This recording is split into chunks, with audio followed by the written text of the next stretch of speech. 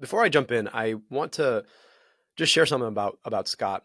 Scott has been disabled by long COVID for over a year, and he remains unable to work. Long COVID can cause over 200 distinct symptoms, and Scott experiences a dozen of them, including severely limited cognitive endurance and relentless fatigue.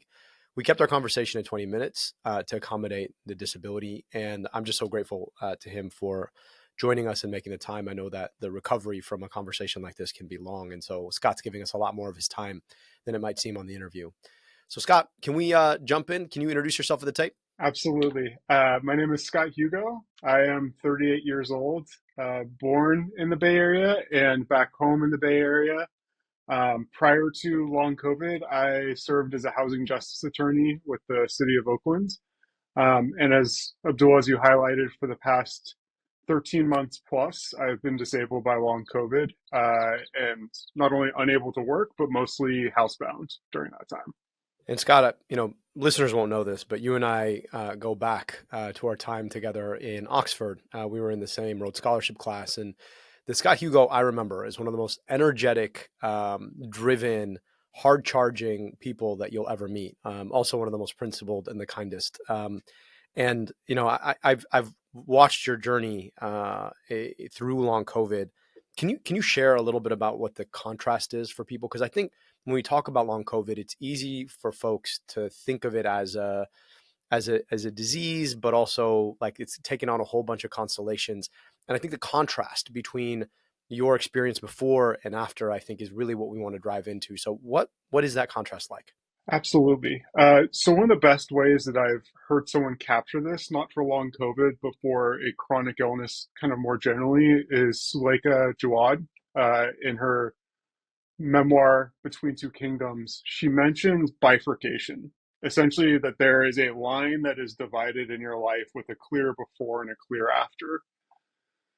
So prior to February 18th, 2024, I was, building investigations and cases to enforce tenants' rights to safe, healthy, and dignified housing. I was working full time, doing personal writing in the mornings, exercising, working out, maxing my schedule basically as much as I could. In many ways, Abdul, you'll appreciate this. I still had a bit of the Hamilton nonstop kind of dynamic to my life. And then from February 18 onwards, it's been like entering another uh, like a parallel universe, to be entirely Mm. honest. There's the life I had before, and then there's the life that I live now. And I would want to convey to listeners how severely disabling long COVID can be. And the way that I kind of think about it is that it can be life altering, which it has been for me. It can be life shattering for people. And we can talk a little bit more about that. And it can be life ending for others. Mm. And so for me, because I am incredibly privileged, I'm spared the worst of this. And even then, I'm unable to work. We are trying to make sure that we're paying the rent on our rental home. I rely on my partner as my caregiver and family. Um, what I'm able to do in a single day is probably 10% of what I could do prior to February 18th, Mm. 2024. And I can share more on the symptoms, but I'll stop there. I really appreciate you sharing, and it's also just as somebody who's a friend and knows you. I can't imagine the frustration of that. I can imagine as somebody who has been so defined by the boundless energy that you've always had, having to having to spare your energy and not being able to get up and do the things that you want to do. That's got to be just extremely painful to have to manage and negotiate every day. Um, I want to ask a little bit about your symptoms. You talked about fatigue. What's that like? Like I want to understand. So when you realize you've run up against your energy limit, what does it feel like to you?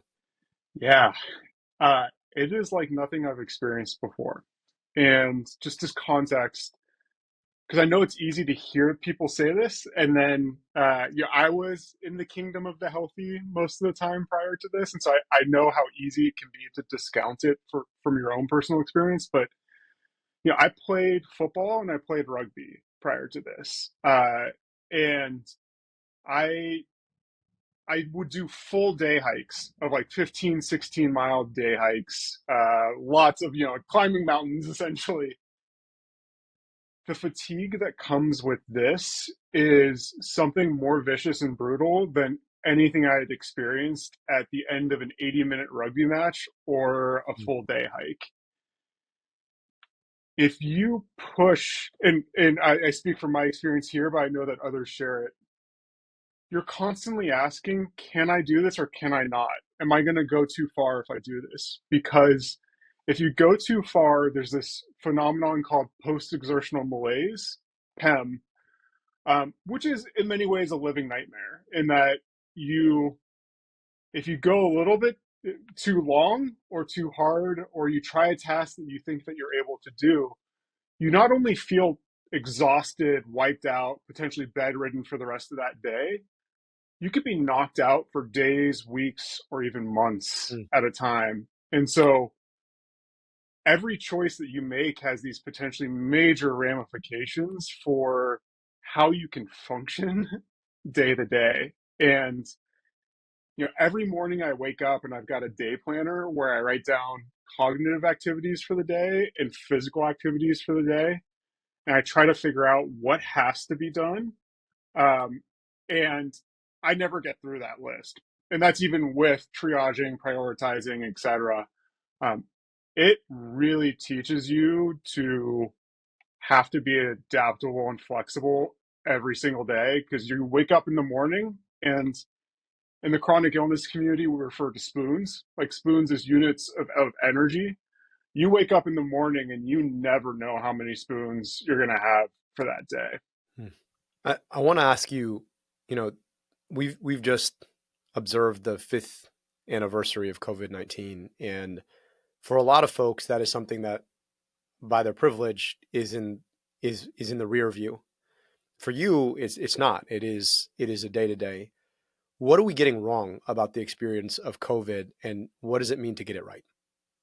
So I'll start with what it means to get it wrong. I think first and foremost, and I know people don't want to hear this, but the pandemic isn't over. Uh, Long haulers, such as myself, but especially people who've been living this for 4 to 5 years, we live the reality that the pandemic is ongoing each and every day. And so I shared the example of I was disabled by long COVID with my first documented COVID infection in February 2024. That was long after states and I think the federal government had declared an end to the COVID pandemic and emergency. So I was disabled by this illness when we had supposedly resumed normal life. Individuals are continuing to be disabled by COVID today. Advocates, such as advocates from ME Action, refer to it as a mass disabling event that is ongoing.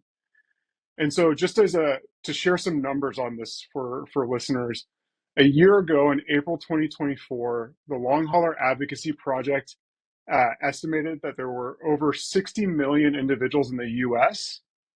who were living with long COVID, and over 15 million of them were like me, where we experienced severe daily impairment, inability to work, inability to go outside and engage with the world. And so I think first and foremost, we just have to acknowledge that as inconvenient a truth as it is, the pandemic is not over, and that we as a society have a collective obligation both to those who have continued to suffer for years on end and those who are continuing to be harmed today. Another inconvenient truth I would share with listeners is that each infection that you get increases your risk of long COVID.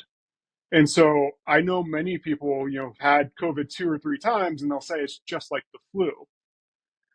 In general, not always, but in general, the flu does not do this to you. And I know of long haulers who was on their third COVID infection after no issues the first couple of times, who then became severely disabled. So I think the first thing, we talk about historically with injustices, et cetera, on truth and reconciliation. I think that one of the first things that we as a society need to do is to acknowledge the fundamental truth that the pandemic is not over, that the damage and the repercussions are ongoing, and that that damage and repercussions are especially harmful to the most marginalized, to those that do not have the privileges that I have, that buffer you from the worst of this experience.